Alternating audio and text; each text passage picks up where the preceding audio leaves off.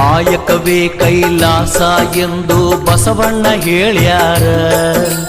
ತ್ರಿಕಾಲದಲ್ಲಿ ಶಿವಪೂಜೆ ಮಾಡಿ ನಿತ್ಯ ಅಂದಾರ. ಭಕ್ತ ವತ್ಸಲ ಭಗವಂತ ಮೈ ತುಂಬ ಭಸ್ಮ ಹಚ್ಚಕೊಂಡ, ಆಯಾ ಕಾಲಕ್ಕ ಹುಟ್ಟಿ ಬರ್ತಾನ ಹೊಸ ರೂಪ ಹೊತ್ತುಕೊಂಡ. ಭಕ್ತಿಲೆ ದುಡಿದರೆ ಬಂಗಾರ ಕಣ ಇರ್ತಾನ ಕೈ ಹಿಡ್ಕೊಂಡ.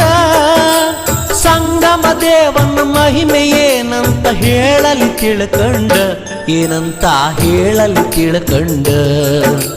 ಮೂರು ಬಟ್ಟ ವಿಭೂತಿ ಒಳಗ ಸಂಗಯ್ಯ ಇರ್ತಾನ. ಹಣಿಮ್ಯಾಗ ಹಚ್ಚಿದ ವಿಭೂತಿ ಬೆಳಕಲ್ಲಿ ಪರಶಿವ ಕಾಣ್ತಾನ. ಬಸವಣ್ಣ ಕೈ ಮಾಡಿ ಕರಿತಾನ, ಬಸವಣ್ಣ ಕೈ ಮಾಡಿ ಕರಿತಾನ.